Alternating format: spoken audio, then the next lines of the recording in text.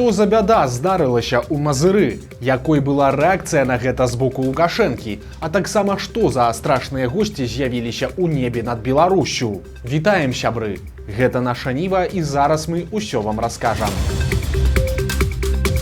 Пасля стыхіі, якая абрынулася на рэгіёны 14 ліпеня, у 100-тысячным Мазыры і раёне вакол яго амаль двое сутак не маглі аднавіць электразабеспячэнне. Абясточаная аказалася большая частка паўднёвага захаду Гомельскай вобласці. І гэта не толькі Мазыршчына, але таксама Нараўлянскі, Ельскі і Лельчыцкі раёны. У самім Мазыры праз адсутнасць электрычнасці больш за суткі не было вады, таму мясцовым жыхарам даводзілася гадзінамі стаяць у вялізных чэргах да машын, якія падвозілі воду.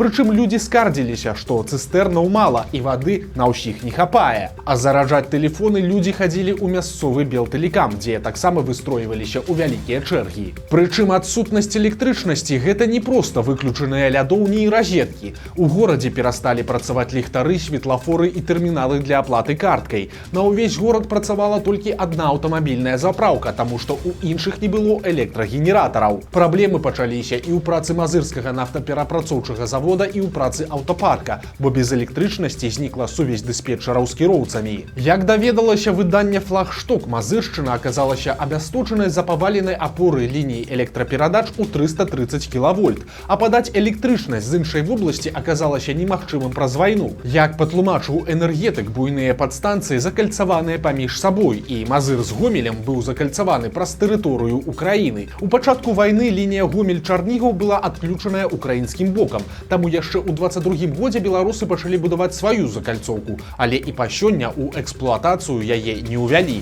Менавіта таму перадаць электрычнасць наўпрост з Гомеля ў Мазыр было немагчыма. Тым часам у Гомельскай вобласці аб'явілі надзвычайную сітуацыю і сфарміравалі аператыўны штаб па ліквідацыі наступстваў непагадзі, а чыноўнікі публікавалі ў прэсе паведамленні ў стылі савецкіх газет. Напрыклад, Юрый Горлаў, памочнік Лукашэнкі па Гомельскай вобласці, асабіста прыехаў у Мазыр і пасля выдаў вось такое. Цытата. «Усе з паразуменнем ставяцца да абставінаў. Службы працуюць паслядоўна, у кругласутачным рэжыме, каб ліквідаваць цяжкасці. Радуе, што ствараюцца добраахвотніцкія брыгады. Звычайныя людзі падключаюцца і прыходзяць на дапамогу спецыялістам. Гэтая надзвычайная сітуацыя нас шмат чаму навучыла». Канец цытаты. Пры гэтым Лукашенка спачатку увогуле праігнараваў сітуацыю, і не было сказана ані пра разбурэнні, ані пра чалавечыя ахвяры, а загінулі 6 чалавек, сярод якіх двое дзяцей. Замест гэтага прэс-служба Лукашэнкі пахвалілася яго сустрэчай з чарговым расійскім губернатарам. Ніякіх спачуванняў родным загінулых Лукашенка не выказаў, але пасля розгаласу пра наступствы стыхіі ў незалежных медыа Наталля Эйсмант і кампанія зразумелі сваю памылку і сёння раніцай заявілі, што Лукашенка, аказваецца, трымае сітуацыю з наступствамі буры на асабістым кантролі і раздае каманды чыноўнікам. Але зноў жа спачуванняў ад Лукашэнкі усё роўна не прагучала. Сёння ён прымаў у палацы незалежнасці выпускнікоў ваенных навучальных устаноў і раздаваў пагоны новым генералам. Падчас сваёй прамовы Лукашенка разліваўся салаўём пра другую сусветную, пра ядзерную зброю Беларусі і пра ворагаў паўсюль, але пра разгул стыхіі ў краіне не сказаў ані слова. По сути, мы оказались в той же ситуации, как наши предки 8 десятилетий назад. Нам также нужно выстоять, не дать возможности врагам втянуть в Беларусь военный конфликт. И мы делаем для этого все необходимое, в том числе и разместив у себя самое страшное ядерное оружие. Тут адзначым, што Лукашенка трохі мае рацыю. Сітуацыя сапраўды падобная на другую сусветную. Вось толькі сам ён аказаўся зусім не на тым баку, на якім ён думае. Праўда, пагуляцца ў строгага гаспадара Лукашенка ўсё ж не забыўся і напрыканцы паказальна прыгразіў міністру надзвычайных спраў генерал-майору Сіняўскаму. Ну, у тебя день. Всего говорю, что за день справится. День у вас. Пасля тое самае заданне чамусьці атрымаў і дзяржсакратар Рады бяспекі Аляксандр Вальфовіч. За день что надо сделать? І як звычайна, у выступах Лукашэнкі самае цікавае гучыць, калі ён адрываецца ад паперкі і пачынае гаварыць не думаючы. Так было і цяпер. Падчас прамовы прагучала два вельмі цікавых моманты, і вось першы з іх. Мы заметили, что украинцы начали концентрировать определенные войска, в том числе снимая с фронта. самые подготовленные боевые войска на приграничье.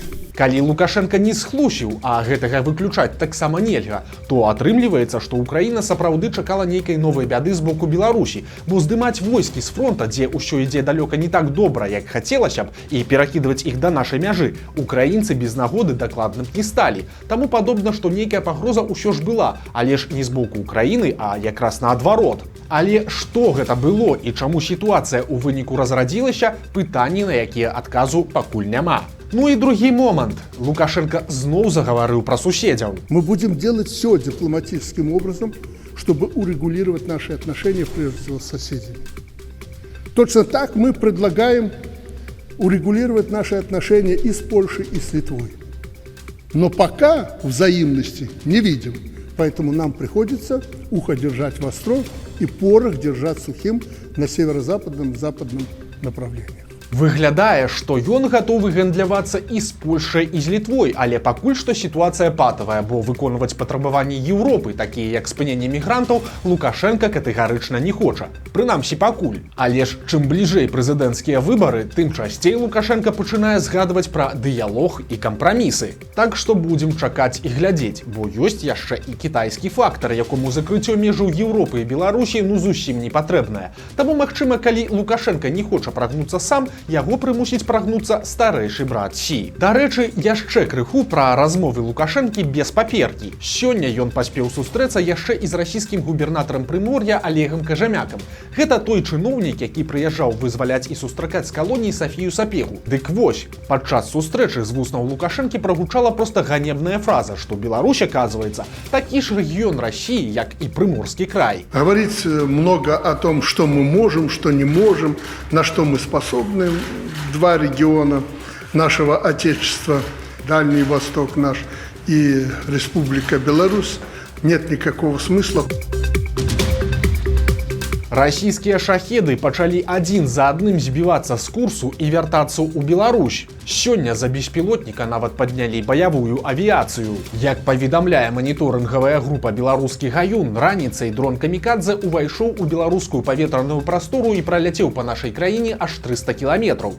Ён прайшоў праз Нароўлю і рухаўся ў бок Магілёва. Для яго перахопу паднялі баявую авіяцыю. З аэрадрома Баранавічы быў узняты знішчальнік Су-30, а з аэрадрома Мачулішчы верталёт Мі-24. Тым часам улады і вайскоўцы, як звычайна, хаваюць дакладную інфармацыю ад людзей. Вядома, што ўжо пасля пралёту шахеда над пэўнымі раёнамі Магілёва ў горадзе гучала паветраная трывога, а пазней у дзяржаўнай прэсе з'явілася заява МНС. Маўляў, спакойна. Гэта была праверка сістэм абвесткі. Вось толькі МНС не інфармавала загадзя, што такая праверка ўвогуле плануецца менавіта сёння, а звычайна ведамства паведамляе аб гэтым як мінімум за дзень, а то і раней. І гэта не адзінае дзівацтва. Проста ў дзень у Магілёўскай вобласці лётаў яшчэ і верталёт Мі-8 беларускіх ратавальнікаў, прычым якраз над тымі раёнамі, дзе раней пралятаў шахед. Магчыма, што дрон ціхенька збілі і вялася аперацыя па пошуках яго абломкаў. І гэта ажно чацвёрты такі выпадак за апошнія 5 дзён. Папярэдні таксама быў сёння, але ўначы. Шахед заляцеў з тэрыторыі Украіны ў Беларусь, прайшоў каля 60 кіламетраў і зноў накіраваўся ва Ўкраіну. Да таго ж дроны заляталі 11 і 13 ліпеня. Адзін з іх таксама прайшоў праз беларускую тэрыторыю і паляцеў ва Ўкраіну. А вось лёс другога больш пакручасты. Той дрон падарожнічаў па Беларусі каля 3 гадзін і даляцеў да Віцебска. Па трывозе на перахоп паднялі войскі. Верталёт Мі-24 і знішчальнік Су-30. 1,5 гадзіны яны патрулявалі паўднёвы ўсход Віцебскай вобласці, але ці дрон быў збіты, ці ён паляцеў ва Ўкраіну рабіць сваю страшную справу, дакладна невядома. Сумнае свята старэйшага сына Александра Лукашэнкі. Сёння Нацыянальны алімпійскі камітэт на чале з Віктарам Лукашэнкам зацвердзіў беларускі склад удзельнікаў Алімпіяды ў Парыжы. І гэта ўсяго толькі 16 чалавек. Мінімальная ў гісторыі колькасць удзельнікаў ад нашай краіны. І прычыны тут зразумелыя. Гэта удзел Беларусі ў вайне, праз які нашым спартсменам забаронена удзельнічаць у камандных спаборніцтвах. А таксама яны будуць выступаць пад нейтральным сцягам замест чырвона-зялёнага. Не паедзе ў Парыж і сам Віктар Лукашэнка, бо ён знаходзіцца пад санкцыямі. А а яго легітымнасць як кіраўніка беларускага алімпійскага камітэта міжнародны алімпійскі камітэт дык і ўвогуле не прызнае. Такім чынам беларусы выступяць у 9 відах спорту: у акадэмічным веславанні, плаванні, кулявой стральбе, скачках на батуце, грэка-рымскай барацьбе, веславанні на байдарках, таэквандо, цяжкай атлетыцы і веласпорце. Таксама варта адзначыць, што парыжскую алімпіяду па тэлебачанні ў Беларусі хутчэй за ўсё не пакажуць. Прынамсі, пакуль у раскладах тэлеперадач трансляцыі са спаборніцтваў няма. І гэта першы такі выпадак ажно з 84 года. Тады СССР і краіны сацлагера байкатавалі летнюю алімпіяду ў Лос-Анджелесе. Праўда, іншыя лукашэнкаўцы ў Парыж ездзяць спакойна. Вядучая АНТ Ірына Рамбальская разам з дызайнеркай Тацянай Яфрэмавай прыехалі ў Парыж на нядзелю моды, каб паказаць сумесную калекцыю адзення. Гэта жаночыя гарсеты. Прычым з імі ў Рамбальскай вымалёўваецца цэлае турнэ. Прынамсі, сама тэлевядучая кажа, што яе запрасілі прыехаць з гэтай калекцыяй і на іншыя тыдні моды, напрыклад, у Італію, ЗША і Кітай. Астролагі абвесцілі тыдзень Лідіі Ярмошынай на беларускім тэлебачанні. Пра былую старшыню Цэнтр выбаркама згадалі ў сувязі з 30годдзям першых прэзідэнцкіх выбараў у Беларусі і зладзілі ёй гастролі па беларускіх тэлеканалах. Цяпер Ярмошына ўсплыла на СТБ, дзе параўнала дзвюх жанчын-кандыдатак у прэзідэнты Беларусі: Святлану Ціханаўскую ў 20-м і Тацяну Караткевіч у 15-м. Ну і само собою не абышлося без абразаў. Кандидат впервые это была женщина, у нас участвовала в выборах на правах кандидата. Ну, она была намного сильнее той оппозиционной кандидатши из 2020 года. Их даже не сравнить. 15-й год — это просто профессор по сравнению. Профессор и продавщица. Вот если взять двух дам. Таксама Ярмошына падзялілася сваім прагнозам на прэзідэнцкія выбары 25-го года, іх кандыдатаў і Лукашэнку. Ну, я думаю, что Александр Григорьевич просто-напросто, как человек ответственный, не бросит народ и страну в беде. Поэтому я думаю, что мне так кажется, просто он прекрасно понимает, что других нет, они пока еще не выросли. Поэтому я горячо в это верю, надеюсь, почти на 90% уверена, что все-таки он будет участвовать в выборах. Что же касается остальных? Ну, конечно, оголтелой оппозиции не будет, это однозначно. Может, будет парочка, ну, скажем так, этаких городских или республиканских сумасшедших, но это буквально на первом уровне, на уровне подачи документов. До кандидатства эти люди вряд ли пойдут. Неверагодная гісторыя. Мужчына, якога шукалі 25 гадоў, знайшоўся ў магілёўскай псіхбальніцы. Гэтая гісторыя пачалася ў канцы 90-х. Тады ў лякарню паступіў малады чалавек без дакументаў, і ўсё, што ён паведаміў пра сябе, гэта прозвішча, імя і дзень нараджэння. Прычым, як высветлілася пазней, і гэтая інфармацыя была недакладнай. Назваць свой адрас мужчыны ў сілу свайго псіхічнага здароўя я так і не змог. Спробы вышуку яго сваякоў таксама не прынеслі вынікаў. З таго часу пацыент працягваў знаходзіцца ў бальніцы, але ж тэхналогіі развіваліся, і сёлета ў мужчыны ўзялі аналіз ДНК, пасля атрымання вынікаў якога сваякі мужчыны нарэшце адшукаліся. Аказалася, што у загадкавага пацыента ёсць родны брат, які жыве на Віцебшчыне. У выніку ўсё скончылася хэпі-эндам, і з бальніцы сваякі забралі мужчыну да сябе. Турыст з Беларусі сарваўся са скалы ў Расіі. Паведамляецца, што 34-гадовы мужчына упаў у цясніне і рычат у Кабардзіна-Балкарыі. Перад выхадам у цясніну турысты не зарэгістравалі свой маршрут у МНС, як гэта прадугледжана правіламі. Пазней стала вядома, што траўмы аказаліся смяротнымі. Ратавальнікі, якія прыбылі на месца здарэння, дасталі ўжо нежывое цела. У Віцебску затрымалі дзяўчыну з антываеннай татуіроўкай. Па словах сілавікоў, на яе данеслі госці славянскага базару. Набліжаны да губазік тэлеграм-канал назваў татуіроўку дзяўчыны лозунгам з экстрэмісцкіх рэсурсаў, а таксама сілавікі прымусілі зняцца яе ў відэа і паабяцаць пазбавіцца ад тату. Прапагандысты пішуць, што дзяўчыну адправілі ў ізалятар часовага ўтрымання, але ці выставілі ёй нейкія абвінавачванні, пакуль невядома.